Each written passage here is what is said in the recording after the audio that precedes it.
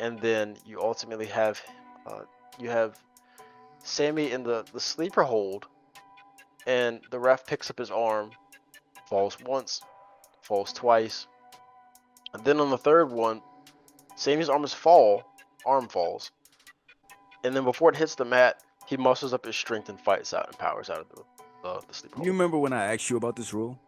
You probably don't. I know it was a while ago. I don't remember the specific. I know you did ask me about it before. Okay, yeah. I asked you. I was like, I thought that rule was. I thought it was basically what just happened with Sammy. I was like, did they change it? Like, what's going on? But yeah, you know how inconsistent they are. I don't think They we. play fast and loose. Yeah, They're it's, they're they're always rewriting the rule book. It's pretty much the rule is whatever fits with what they want to do that given night. And when you don't adhere to your own rules, it's confusing to your fan base. It's insulting, and it doesn't make any sense. But when has that ever mattered? Like I remember peak ridiculous. One of the most vivid things that I recall. It was John Cena versus Braun Strowman, and this was maybe like during 2018, 20 something. Anyhow, Braun throws the steps at John Cena. The referee is watching in the ring, and it's not a disqualification. yeah. And I think the match ended up ending in a disqualification for something else. So it's so frustrating to be a wrestling fan and watch WWE at times. And by at times I mean every show that they produce. There's gonna be something that if you concentrate on it too long or try to figure it, it'll give you an aneurysm. So Yeah. that's why you have to have nice, pleasurable outside hobbies. You know when you have multiple things going on in your life, it doesn't bother you as much. So, thankfully, I am one of those people who are able to distance myself and do something and get some fresh air.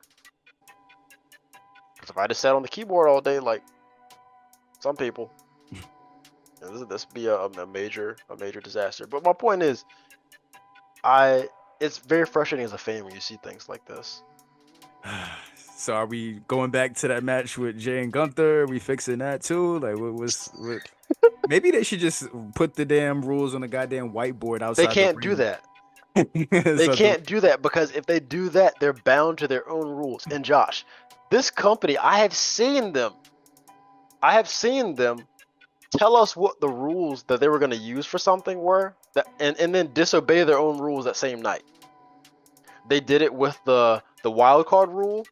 They did it with the tribal combat with Roman Reigns and I think it was Jey Uso. The first time they fought, it was a tribal combat match, and they said, "Oh, no outside interference," and all the members of the family acted they respected it. And then out of nowhere, you get just interference galore. So they have told us the rules, Josh. So a whiteboard, that means piss all to them.